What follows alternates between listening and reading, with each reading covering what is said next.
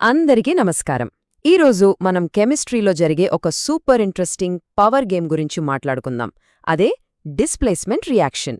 అంటే సింపుల్గా చెప్పాలంటే ఒక గ్రేట్ కెమికల్ స్వాప్ అన్నమాట. ఓకే, ఆలోచించండి. ఒక కెమికల్ కాంపౌండ్లో ఒక స్ట్రాంగ్ ఎలిమెంట్ ఒక వీక్ ఎలిమెంట్ని కలిస్తే అసలు ఏం జరుగుతుంది?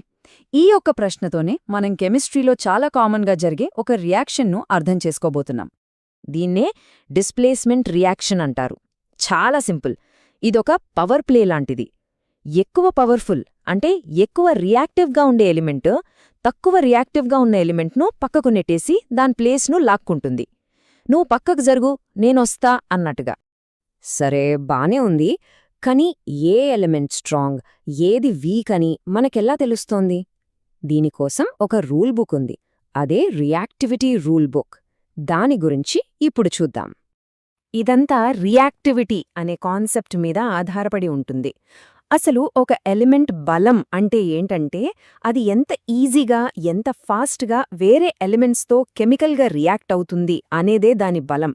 ఎంత ఎక్కువ రియాక్టివిటీ ఉంటే అంత స్ట్రాంగ్ అన్నమాట. మరి ఈ రియాక్టివిటీని ఎలా కొలుస్తారు? సైంటిస్టులు ఏం చేశారంటే ఎలిమెంట్స్ అన్నింటినీ మోస్ట్ రియాక్టివ్ నుంచి లీస్ట్ రియాక్టివ్ వరకు ఒక ఆర్డర్లో పెట్టారు. దీన్నే మనం రియాక్టివిటీ సిరీస్ అని పిలుస్తాం.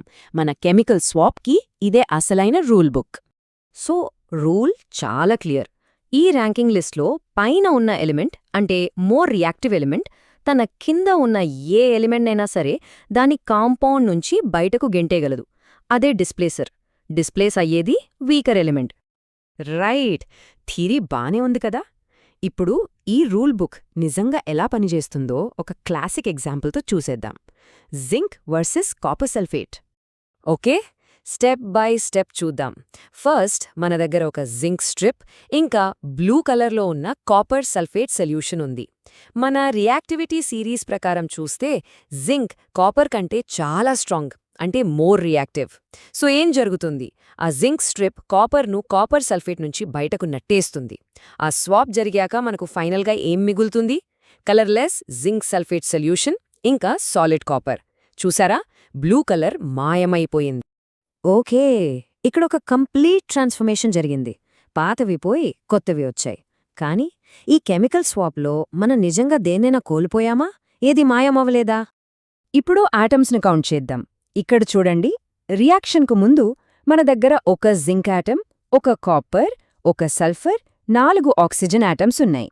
మరి రియాక్షన్ తర్వాత? అద్భుతం, సేమ్ టు సేమ్.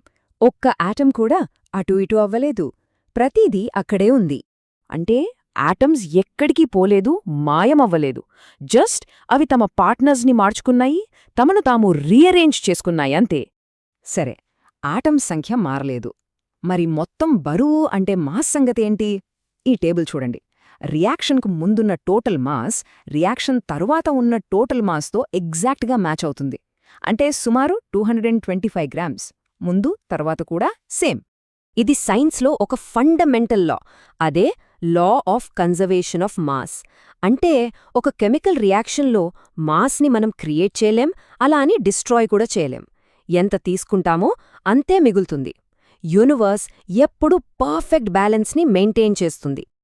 ఓకే, ఈ గ్రేట్ కెమికల్ స్వాప్ నుంచి మనం నేర్చుకున్న ముఖ్యమైన విషయాలేంటో ఒక్కసారి క్విక్గా చూసేద్దాం.